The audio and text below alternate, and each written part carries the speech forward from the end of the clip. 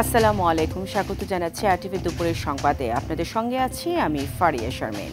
বিদেশ নির্ভর নয়, নিজেদের উন্নয়ন নিজেদেরই করতে হবে। রাজনৈতিক সমস্যা থাকলেও কৃষক আর খেটে খাওয়া মানুষদের সমস্যার সমাধান করলে দেশ জেগে উঠবে, বললেন বিএনপি মহাসচিব মির্জা ফখরুল ইসলাম আলমগীর। গণতন্ত্রের বিকল্প নেই এবং তা চাপিয়ে না দিয়ে চর্চার দ্বার খোলা রাখতে হবে বলেও মন্তব্য করেন তিনি। নর্থ সাউথ বিশ্ববিদ্যালয়ে এক আলোচনার সভায় এসব কথা বলেন বিএনপি মহাসচিব। রিপোর্ট করছেন জাহিদ রহমান। রাজধানী নর্থ সাউথ বিশ্ববিদ্যালয়ে রাষ্ট্রদূত সিরাজুল ইসলামের অবদান নিয়ে এক আলোচনায় অংশ নেন বিএনপি মহাসচিব মির্জা ফখরুল ইসলাম আলমগীর। আগামীর বাংলাদেশ অনেক ভালো হবে বলে আশা মির্জা ফখরুলের। তিনি বলেন, গণ অভ্যুত্থানের এত রক্ত বৃথা যাবে না। সমস্যা আছে, সমস্যার সমাধান হবে। ইতিমধ্যে অনেক দূরে গিয়েছে। আমি প্রফেসর ইউনূস সাহেবকে ধন্যবাদ জানাতে চাই যে তিনি দায়িত্ব নিয়েছেন। আমার বিশ্বাসও আছে যে তিনি সফল হবেন। আসুন আমরা সবাই মিলে তাকে সাহায্য করে, আমরা নিজেদেরকে সাহায্য করে। গণতন্ত্রের কোনো বিকল্প নেই এবং গণতন্ত্রকে চাপিয়ে দেওয়া যায় না। ইট cannot B imposed.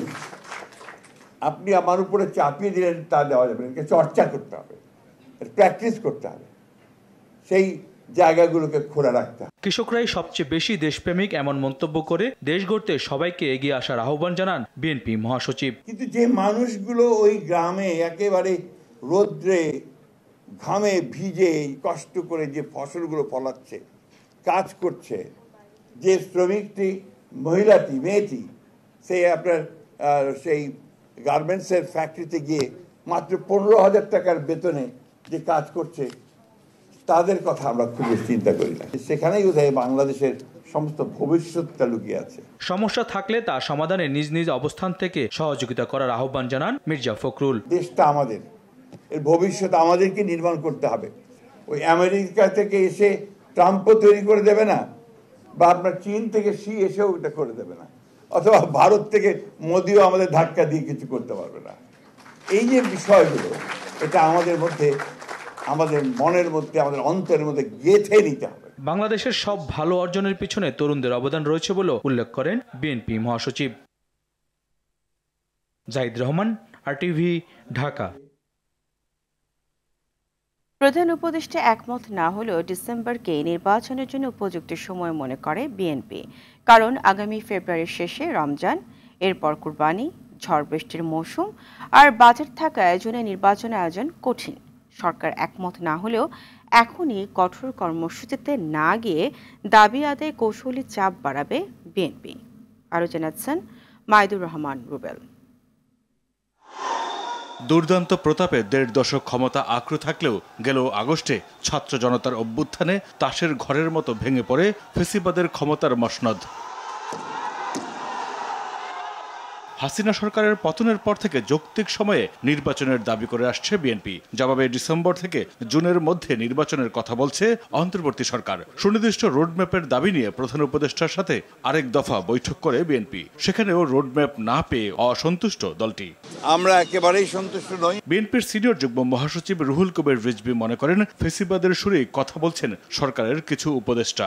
Sheikh Hasina এবং ফ্যাসিস্টদের কথার সুর, গলার সুর যদি আমাদের বর্তমান অন্তর্বর্তীকালীন সরকারের কোনো উপদেষ্টা বা সরকার ঘনিষ্ঠ কোনো লোকের মুখ থেকে যদি বেরোয়, তাহলে এটা দুর্ভাগ্যজনক, এটা অত্যন্ত দুঃখজনক।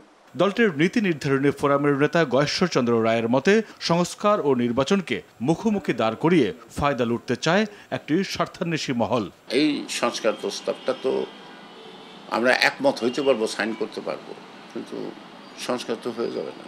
সংস্কারের মূল ফাউন্ডেশনটা হলো একটা নিরপেক্ষ নির্বাচন। এখানে গণতন্ত্র ভার্সেস সংস্কার এই শব্দটা কিন্তু প্রযোজ্য না, কারণ গণতন্ত্রের সাথে সংস্কারের ঝগড়া নাই। এই কঠিন কাজটা যদি ওনারা সহজভাবে করতে পারে, তাহলে ইতিহাসের পাতায় তারা নাম লেখা থাকবে। এই নেতা বলেন, নির্বাচন নিয়ে গণ আন্দোলনের পক্ষের রাজনৈতিক দলগুলোর অবস্থানে ফাটল দেখা দিলে তা হবে দুর্ভাগ্যের।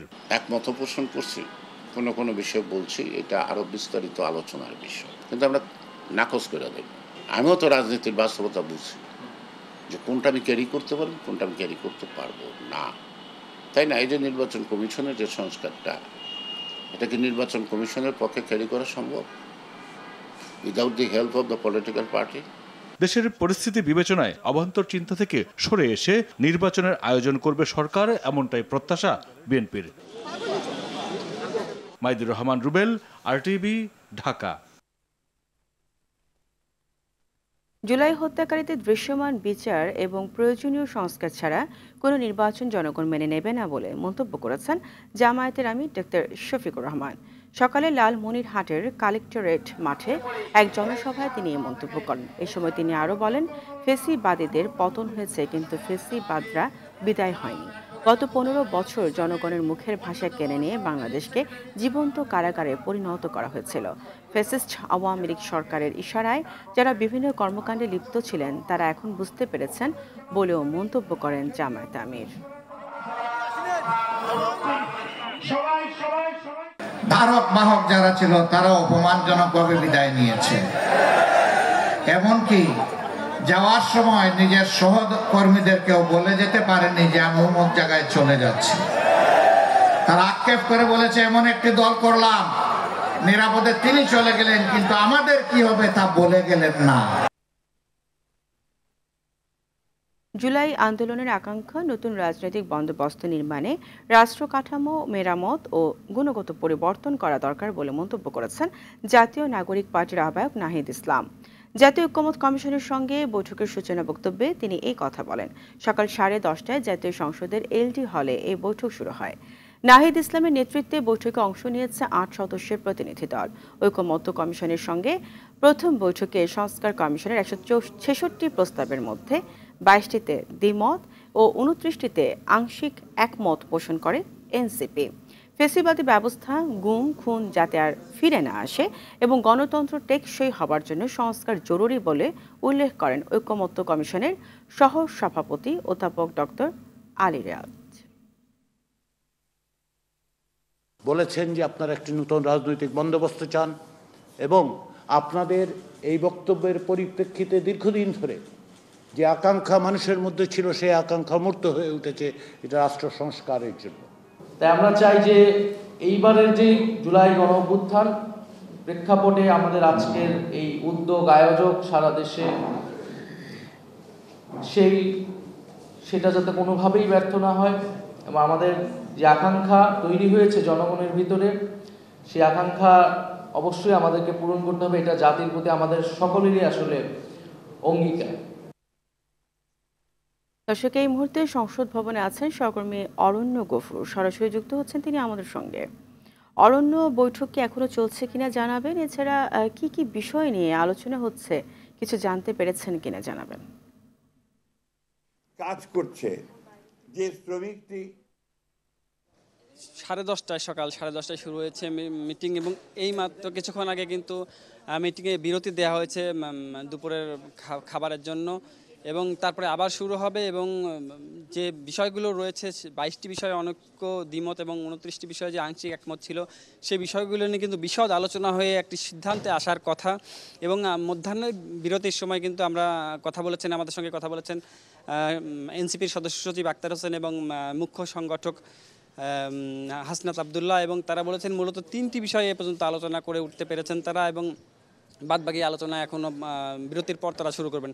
তবে যে বিষয়টি তারা আমাদের সামনে তুলে ধরেছেন সেটি হলো যে সংবিধান সংশোধন বা সংবিধান পুনর্লিখনের ক্ষেত্রে তারা পুনর্লিখনটা চাচ্ছেন এবং এই বিষয়ে তারা কোনো রকমের ছাড় দিতে চান না। সেই ক্ষেত্রে যদি গণপরিষদ নির্বাচন আলাদা করে ব্যবস্থা করা না যায় তাহলে জাতীয় নির্বাচনকেই গণপরিষদ নির্বাচনের মূল্যায়ন হিসেবে বিবেচনা করে একটি নির্বাচনের মাধ্যমেই 2টি কার্যসিদ্ধি করা সম্ভব বলে তারা কিন্তু মত প্রকাশ করেছেন এবং তারা এই বিষয়টি আজকে আলোচনায় এই বিষয়টা জোর দিয়ে সেই জাতীয় নির্বাচনের সঙ্গেই গণপরিষদটাকে যুক্ত করার ব্যাপারে বলবেন। এবং জাতীয় নির্বাচন হবার ক্ষেত্রেও তাদের যে অবস্থান সেটি হলো যে জুলাই গণহত্যার দৃশ্যমান বিচার এবং এই মৌলিক সংস্কারগুলো হবার পরেই নির্বাচন দিতে হবে এবং সেই ক্ষেত্রে সরকার যদি দ্রুততম সময় সংস্কার করতে পারে তাহলে তাদেরও তেমন কোনো আপত্তি নেই, কিন্তু সংস্কার এবং বিচার এই দুটি দৃশ্যমান হওয়ার পরেই তারা নির্বাচন করবেন, নাহলে কিন্তু তারা নির্বাচনে যাবেন না এমন একটা অবস্থান কিন্তু তাদের রয়েছে। তো সব মিলিয়ে সংবিধান সংশোধন, নির্বাচন প্রক্রিয়া এবং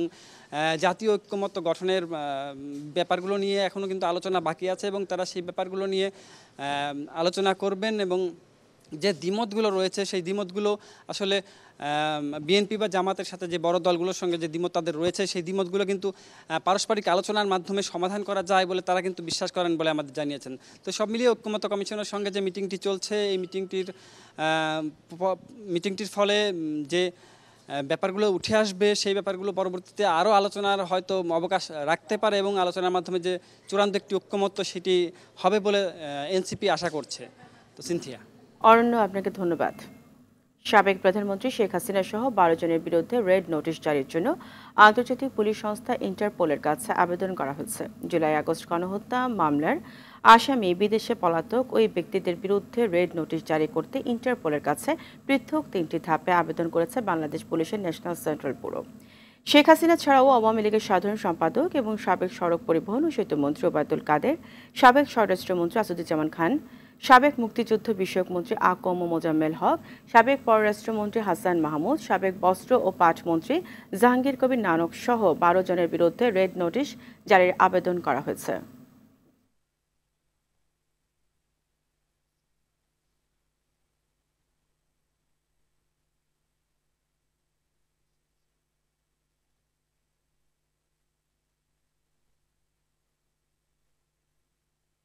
আওয়ামী লীগ ভবিষ্যতে যেন মিছিল আর না করতে পারে সে ব্যাপারে আইনশৃঙ্খলা বাহিনীকে নির্দেশনা দেওয়া হয়েছে বলে জানিয়েছেন স্বরাষ্ট্র উপদেষ্টা জাহাঙ্গীর আলম চৌধুরী। সকালে রাজধানীর বিমানবন্দর থানা পরিদর্শন শেষে তিনি এ কথা বলেন। জাহাঙ্গীর আলম বলেন, পুলিশ কর্মকর্তাদের নির্দেশনা দেওয়া হয়েছে, যদি পুলিশ এটা ভালোভাবে নিয়ন্ত্রণ করতে না পারে তাহলে তাদের বিরুদ্ধে ব্যবস্থা নেওয়া হবে। ছাত্র জনতা বিভিন্ন সময় বিভিন্ন মিছিল করতেছে এবং সেই ক্ষেত্রে পুলিশের যে মিছিলটা যেন ভবিষ্যতে না হতে পারে এই জন্য পুলিশদের ইনস্ট্রাকশন দেওয়া হয়েছে এবং যদি তারা এটারে ভালোভাবে কন্ট্রোল না করতে পারে তাই তাদের বিরুদ্ধে ব্যবস্থা নেওয়া। মুক্তিযুদ্ধের সময় গণহত্যার জন্য পাকিস্তানকে ক্ষমা চাইতে বলা ও পাওনা পরিশোধের প্রস্তাবকে ইতিবাচক হিসেবে দেখছেন কূটনীতিকরা। তবে পররাষ্ট্র সচিব পর্যায়ের বৈঠকে দৃশ্যমান অগ্রগতি আশা করেছিলেন তারা। সাবেক রাষ্ট্রদূত মাহফুজুজ্জামানের আশা, দেশটির পররাষ্ট্রমন্ত্রীর আসন্ন সফরে এসব বিষয়ে অগ্রগতি হবে।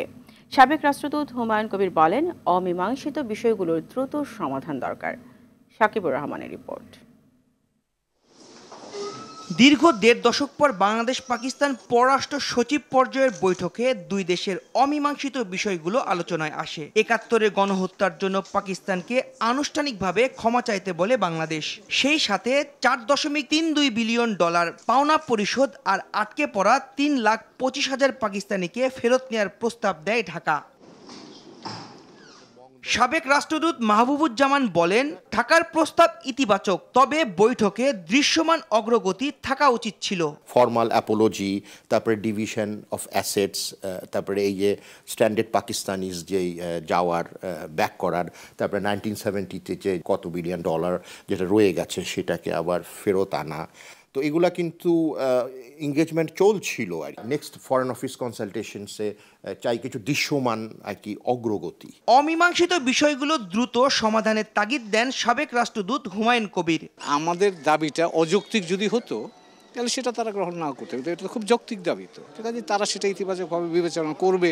এটাকে আমি তো নেতিবাচক কিছু দেখছি না, বরঞ্চ আমি আশা করি যে ভবিষ্যতে তারা যদি একটা সত্যি শক্তিশালী সম্পর্ক করতে চায় তাহলে এই যে প্রশ্নগুলো অমীমাংসিত আছে এগুলো সমাধান করে সামনের দিকে গেলে বরঞ্চ ফাউন্ডেশনটা স্ট্রং হবে। ঢাকা ইসলামাবাদ সরাসরি ফ্লাইট চালু ও বাণিজ্য সম্প্রসারণের উদ্যোগ নেওয়ার পরামর্শ এই বিশেষজ্ঞের। ফ্লাইট অপারেট করবে, ওটা পারমিশন দেওয়া হয়েছে এবং শীঘ্রই হয়তো এটা শুরু হতে যাচ্ছে।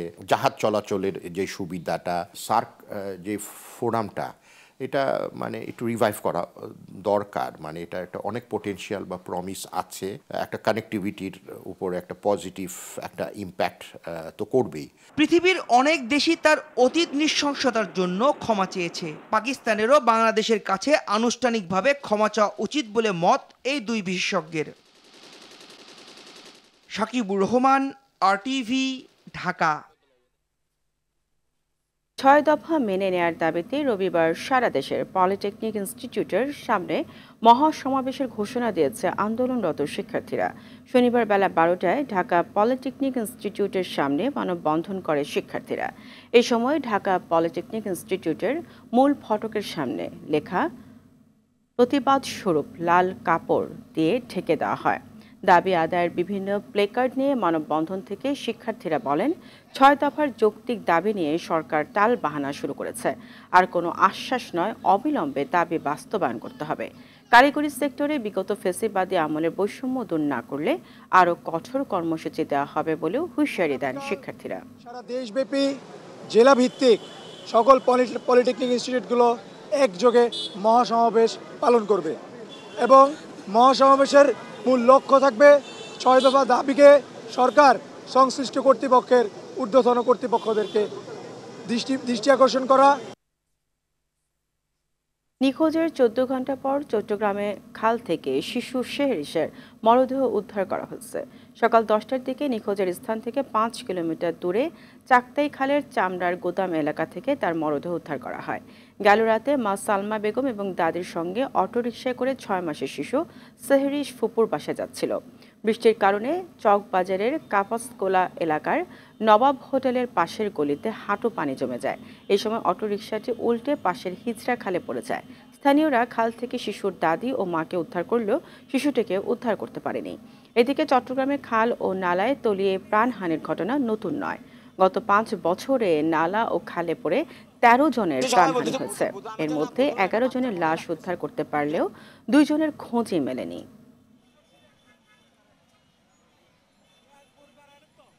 সবাই বলতেছে পুতুল পুতুল, আমি তো না পুতুল না, এটা বাচ্চার মতোই লাগতেছে। দেখছি তখন দেখতেছি না আসলে বাচ্চা, ওর মুখে দিয়ে ফেনা বাইরেতেছে দেখে আমি ভয়ে উঠে চলে আসছি। পরে আরেকজন তুলছে, আরেকটা লোক নামছে, ওনাকে দিয়ে তোলাইছে। এটা খালে জোয়ারে ভাষায় নিয়ে আসছে আর কি। এখানে যত তাড়াতাড়ি সম্ভব দেশে নির্বাচন দরকার বলে মনে করে জাতীয় পার্টি। ডিসেম্বরের মধ্যে বা তার আগে হলেও দলটির কোনো আপত্তি নেই বলে জানিয়েছে দলটির চেয়ারম্যান GM কাদের। সকালে রাজধানীর বনানীতে জাতীয় পার্টির চেয়ারম্যানের কার্যালয়ে আয়োজিত বর্ধিত সভায় তিনি এসব কথা বলেন। তবে নির্বাচনে লেভেল প্লেইং ফিল্ড দরকার, পাশাপাশি একতরফা নির্বাচন হলে কেউ মেনে নেবে না বলেও মত তার। আপনারা একটু ধৈর্য ধরে শুনবেন, আর পাস করে এমপি হন তাহলে আপনি ইন্টারমিডিয়েট পাস করছেন, তাদের তুলে ধরার জন্য তাদের সমস্যাগুলি। দেশের সংখ্যাগরিষ্ঠ জনগণ হতাশা এবং প্রচার করা হচ্ছে ব্যাপকভাবে। এক সামনে শত্রুরা কিছুটা হলো চরমপন্থা বলে আমার মনে হচ্ছে। তখন দেখা যাবে, লড়াই করতে হবে, শহীদ হওয়ার জন্য প্রস্তুত থাকতে হবে। নির্বাচনটা যেন অবাধ সুষ্ঠু হতে পারে তার জন্য যে কাঠামো দরকার, যে আমাদের পুলিশ বা আমাদের অ্যাডমিনিস্ট্রেশন যারা নির্বাচনের সঙ্গে জড়িত তারা যে নিউট্রালি এবং সঠিকভাবে করতে পারবে তার নিশ্চয়তা দরকার, এবং সরকার যে নিউট্রালি কাজ করবে তার নিশ্চয়তা দরকার। আমরা নির্বাচন চাই যত তাড়াতাড়ি সম্ভব। ডিসেম্বর বলা হয়েছে, ডিসেম্বরের হলেও আমাদের কোনো আপত্তি নেই, আগে হলেও আপত্তি নেই। আবার আগুন ঝরছে নিত্যপণ্যের বাজারে। ঈদের পর প্রতিটি পণ্যের দাম বেড়েছে। চালের মৌসুম শুরু হলেও বেড়েছে চালের দাম। গত 2 মাসে প্রকারভেদে বিভিন্ন চালের দাম বেড়েছে 15 থেকে 20 টাকা। বিক্রেতারা বলছেন, প্রান্তিক পর্যায়ে মনিটরিং না থাকায় লাফিয়ে লাফিয়ে বাড়ছে চালের দাম।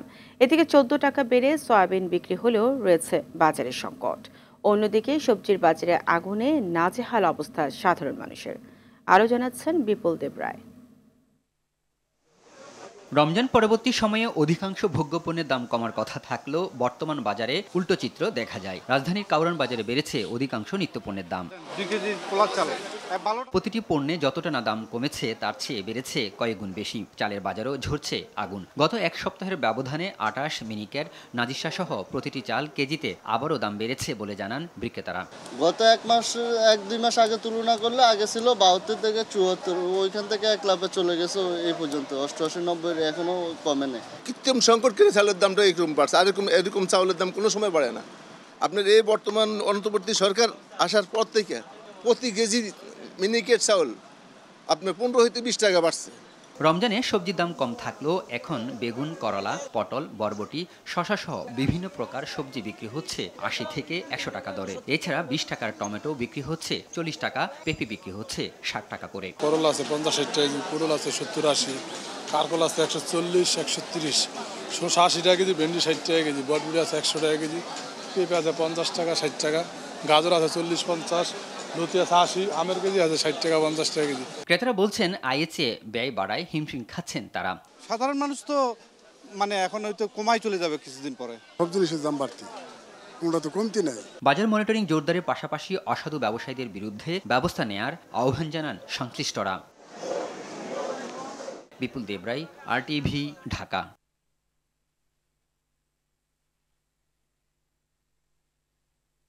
গাজা রক্ষায় মুসলিম বিশ্ব, আন্তর্জাতিক সম্প্রদায় ও জাতিসংঘের ঐক্যবদ্ধ প্রচেষ্টা প্রয়োজন বলে মন্তব্য করেছেন আন্তর্জাতিক সম্পর্ক বিশ্লেষক ও সাবেক রাষ্ট্রদূত M. হুমায়ুন কবির।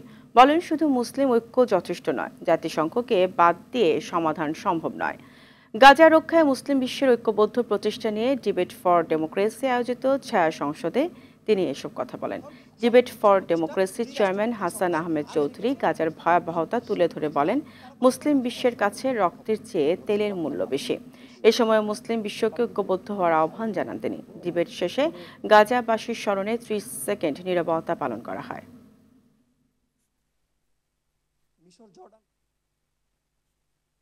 জলাবদ্ধতা ও এডিস মশার বিস্তার ঠেকাতে বিশেষ আগামী 23 তারিখ থেকে পরিচ্ছন্নতা অভিযান পরিচালনা করবে ঢাকা দক্ষিণ সিটি কর্পোরেশন। সকালে যাত্রাবাড়ি এলাকায় রোডস অ্যান্ড হাইওয়ের অধীনে থাকা সড়কে পরিচ্ছন্নতার কার্যক্রম পরিদর্শন শেষে কথা জানান DSCCCর প্রশাসক শাহজাহান মিয়া। যাত্রাবাড়ি থেকে সাইনবোর্ড এবং কাজলা হয়ে স্টাফ কোয়ার্টার পর্যন্ত 600 পরিচ্ছন্নতা কর্মী দিয়ে বিশেষ এই পরিচ্ছন্নতা অভিযান কার্যক্রম পরিচালনা করছে ঢাকা দক্ষিণ সিটি কর্পোরেশন। আমরা পর্যায়ক্রমে প্রত্যেক জোনে আমরা এরকম বিশেষ অভিযান করব। বিশেষ করে এই যে ডেঙ্গু মশার প্রকোপ শুরু হওয়ার আগেই পরিষ্কার পরিচ্ছন্নতার পরপরই আমরা সেখানে লার্ভিসাইড, অ্যাডাল্টিসাইড এবং ফগিং মেশিন দিয়ে আমরা মশার ঔষধ বিতরণ করব এবং আগামী শুক্রবারে ইনশাল্লাহ আমরা ধানমন্ডিতে এই কার্যক্রম ন্যাশনাল লাইফ ইন্স্যুরেন্স আন্তর্জাতিক সংবাদ। গেল 24 ঘন্টায় গাজা ভূখণ্ডে ইসরায়েলের হামলায় অন্তত 70 ফিলিস্তিনি নাগরিক নিহত হয়েছে। সংবাদ মাধ্যম আল জাজিরা এক প্রতিবেদনে তথ্যটি নিশ্চিত করেছে। এদিকে জরুরি ভিত্তিতে খাদ্য সহায়তা কার্যক্রম চালু করা প্রয়োজন বলে সতর্কতা জারি করেছে ওয়ার্ল্ড ফুড প্রোগ্রাম। সংস্থাটি জানায়, ধ্বংসস্তূপে পরিণত হওয়া গাজার সবচেয়ে বেশি কষ্ট পাচ্ছে শিশুরা। 1 মাসেরও বেশি সময় ধরে গাজায় সব ধরনের সহায়তা সামগ্রী প্রবেশে নিষেধাজ্ঞা আরোপ করেছে ইসরায়েলি প্রশাসন। এদিকে গাজার স্বাস্থ্য মন্ত্রণালয়ের তথ্য মতে গেল 18 মাস ধরে চলা ইসরায়েলি নৃশংসতায় এখন পর্যন্ত প্রায় 51,000 নিরীহ ফিলিস্তিনি নাগরিক নিহত হয়েছে।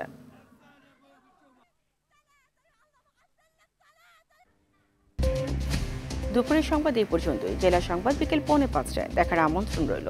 ধন্যবাদ সবাইকে।